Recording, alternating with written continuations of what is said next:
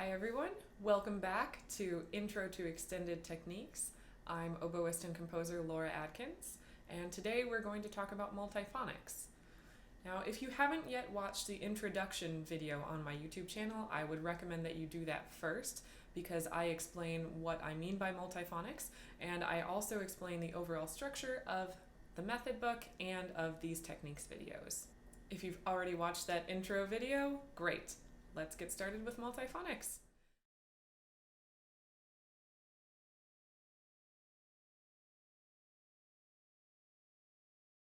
Multiphonics means many sounds, and it's a way of playing more than one note at one time on the oboe.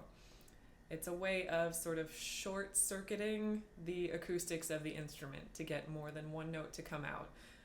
I love multiphonics. I could talk about them for hours, but I will try to keep this video as short and concise as possible. So there are thousands of multiphonics that are possible on the oboe. I chose just 3 for this method book, just 3 to introduce the concept. I picked these 3 multiphonics because each one of them, the fingering is pretty close to a standard fingering that you already know. And each one of these multiphonics only requires a little bit of adjustment of embouchure or air support.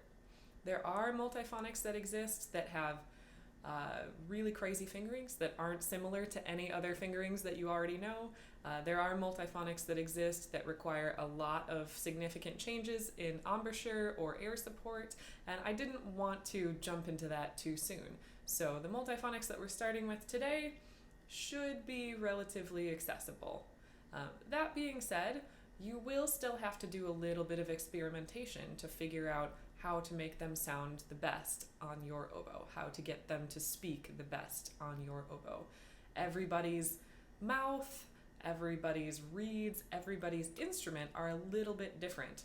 And that's okay. All that means is that you're going to have to spend a little bit of time experimenting to see what works for you. So the first multiphonic that I have in the method book is very similar to the fingering for forked F, right? Forked F, 1, 2, 3, 1 and 3. But for the multiphonic, all you are doing is lifting up the second finger of your left hand. So your fingering is 1, 3, 1 and 3. And instead of forked F, you lift up that second finger on your left hand and you get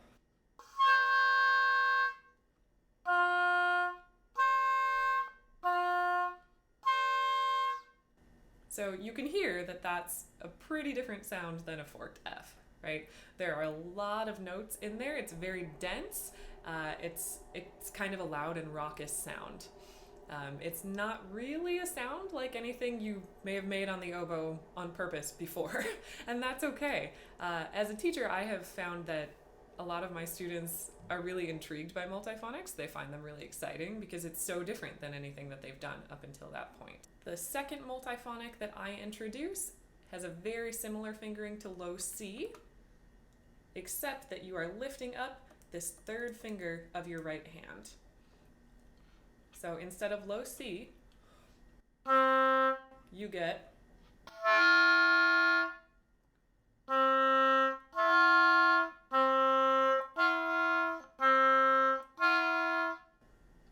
again, a pretty different sound than a low C, right? You can probably pick out some individual pitches that are in there, but again, it's a very dense sound. It's a very dense multiphonic, so there's really a lot happening. And for each of these 2 multiphonics that I just talked about, I personally don't have to do all that much adjustment to my embouchure or to my air.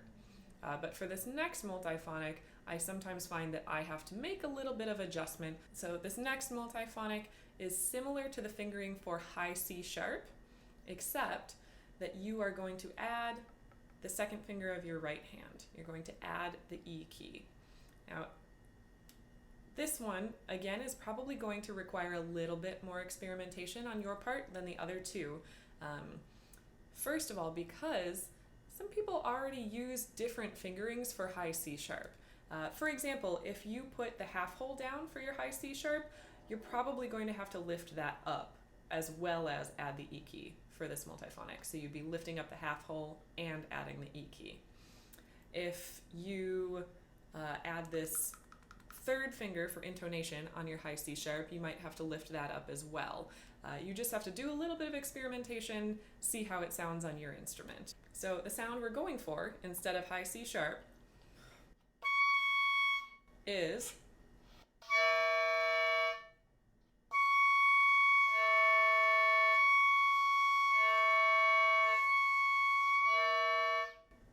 now, aside from the fingering change, the adjustment that I have to make is to roll in on the reed, take a little bit more reed into my mouth in order to make that multiphonic speak as well as I want it to.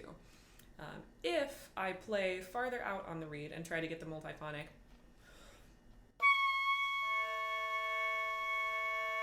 it's still there, but it just doesn't ring as well as I really like it to. So if I roll in a little bit to get that multiphonic,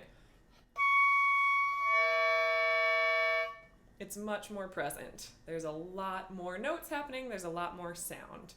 So that's what I mean when I say you just have to do a little bit of experimentation to figure out how it sounds best on your instrument. The exercises I give you in this section are just geared towards getting comfortable with the fingerings of the multiphonics as well as any adjustments you have to make to your embouchure or air. So this first exercise, I write out the fingerings for you right there, right next to it, and all you're doing is just playing the multiphonic.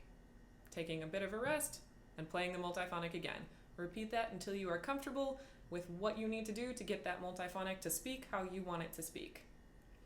The next 3 exercises are geared towards getting you comfortable shifting from the fingering of a standard note that's close to the multiphonic and then shifting into the fingering of the multiphonic. So I've marked them each at quarter note equals 60. Go slower if you need to. There is no hurry. The most important part is that you build that muscle memory of the fingering changes that you need to make and the adjustments to embouchure or air that you need to make. Before we go too much further, I want to talk about how multiphonics are notated, the way they're actually written in the sheet music. It's not standardized yet. Maybe it will be in the future. But what that means is different composers will sometimes write multiphonics differently. Now, I have seen multiphonics written as an actual chord of some or all of the pitches that are present in that multiphonic. I've seen them written as, a big circle with an M in the note head or an M across the stem for multiphonic.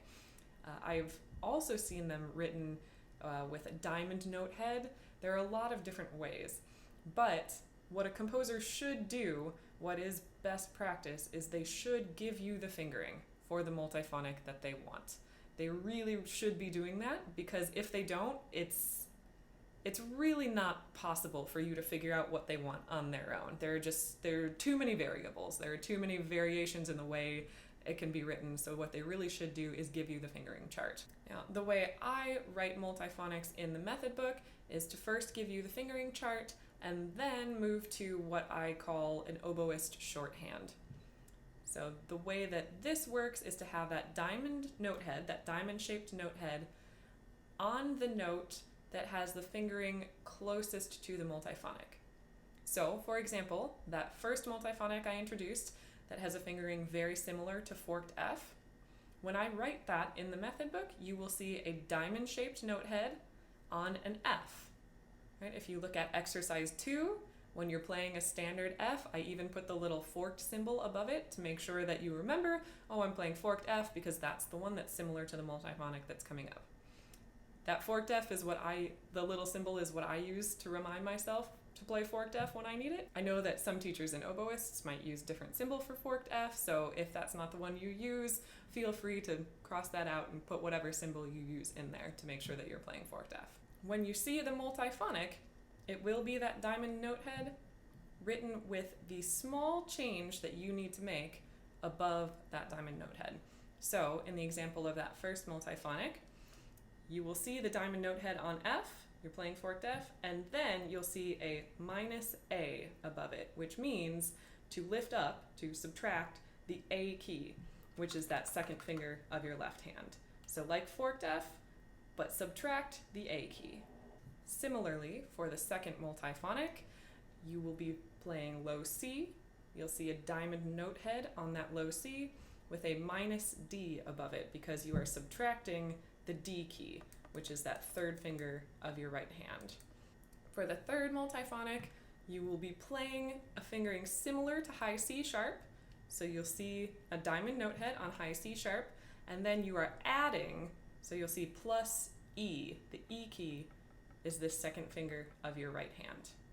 I use the oboist shorthand because I want to get you to start thinking about what the differences are between your standard fingerings and the multiphonic fingerings. I want that to be happening in your brain, as opposed to just learning the multiphonic fingering by itself.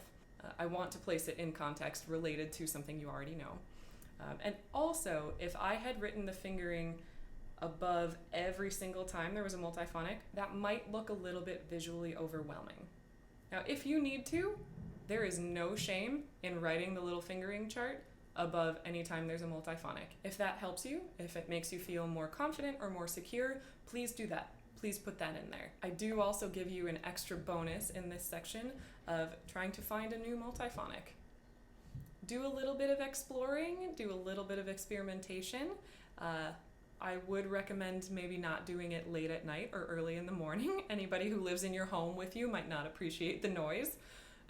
But take a little bit of time to play around with it and see if you can find any other multiphonics. If you do find another multiphonic, I would love it if you would leave that in the comments of this video because I want to know. I'm interested, I'm curious. Let me know what you find out. The etude for this section is a slow, almost mournful tune.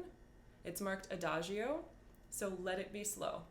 Right, there is no hurry. I want to make sure you have plenty of time to wrap your head around getting prepared for these multiphonics. Just a reminder, even though there are extended techniques, it's not an excuse not to play musically. There are dynamics here, there are breath marks, so make sure you're taking that into account as you work on this etude. Also, make sure that you are paying attention to the few harmonic fingerings and the timbral trill that I put in there, just to keep reinforcing those ideas as well. You can hear a recording of this entire etude on my website, lauraadkinsmusic.com, or on my YouTube channel in the same playlist as all of these techniques videos. Happy practicing!